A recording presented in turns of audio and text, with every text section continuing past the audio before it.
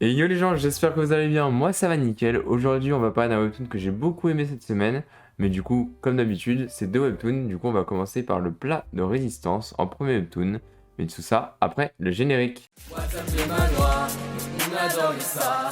J'en parle à mon papa. On ne lit que ça, on vit pour les manoirs.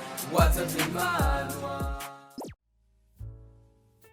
En premier webtoon, on va parler de Rebirth After the Thousand Years avec pour genre action, arts martiaux, combat, drame, fantastique et histoire. On va suivre Ki Guang Xiaojian qui avait autrefois sauvé le monde après que celui-là soit devenu un jeu. Bien évidemment, il va mourir en tuant le boss final, mais notre héros va du coup se réveiller 1000 ans plus tard en même temps que ce boss final, car leurs vies sont liées désormais. Pourquoi il a été réincarné? Du coup, pour sauver le monde, car le monde 1000 ans plus tard est redevenu un jeu morbide.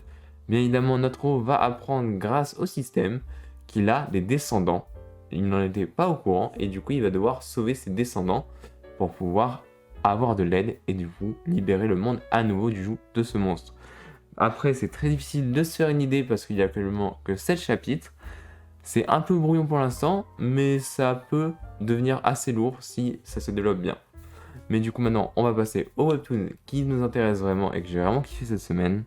Mais comme à mon habitude, avant cela, je vous rappelle, n'hésitez pas à vous abonner à la chaîne si vous aimez les vidéos. Si vous regardez toutes les semaines les vidéos pour les webtoons, ça vous coûtera à vous abonner. Vous serez peut-être même notifié à chaque fois qu'il y a une vidéo.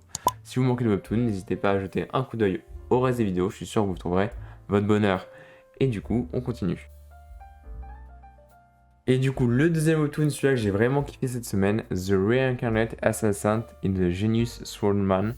Ce nom vous dit quelque chose, même moi, mais finalement, je le connaissais pas. Alors que c'est juste que le nom est très commun, avec pour genre action, aventure, combat, drame, fantastique et shonen. On va suivre Rohan, qui a vécu tout au long de sa vie comme un chien tenu en laisse. Mais du coup, le coup du destin va lui offrir une nouvelle chance, il va être réincarné. Bien évidemment, Rohan s'est fait trahir du coup dans son année de vie par son maître et tué par lui. Il va du coup vouloir se venger et il va profiter de cette nouvelle chance pour le faire. Malheureusement pour lui, il est né dans un corps d'une famille bien placée, mais avec une maladie jugée incurable. Et du coup, pour se venger, il a passé un pacte avec la haine elle-même, qui a du coup pour seul but la vengeance. Notre héros va-t-il réussir? Bah, vous le saurez en lisant. Il y a actuellement 36 chapitres, et ce que j'ai vraiment aimé dans cette œuvre, c'est les clichés existent, bien évidemment, mais ils sont bien utilisés. On a vraiment des personnages qui sont pas bêtes, on n'a pas le, on va dire, l'antagoniste du héros qui cherche à mettre des bâtons dans les roues, a un cerveau en fait. Et juste pour changer, c'est cool en fait qu'il y a une vraie profondeur sur les persos. J'ai fait une analyse poussée à 2 balles, je le sais, mais du coup je vous conseille vraiment d'aller lire, c'est vraiment super sympa. Je vous rappelle le nom, The Reincarnate Assassin in a Genius Soulman. Vous avez juste à mettre en pause pour le nom si vous le voulez. C'est vraiment une masterclass.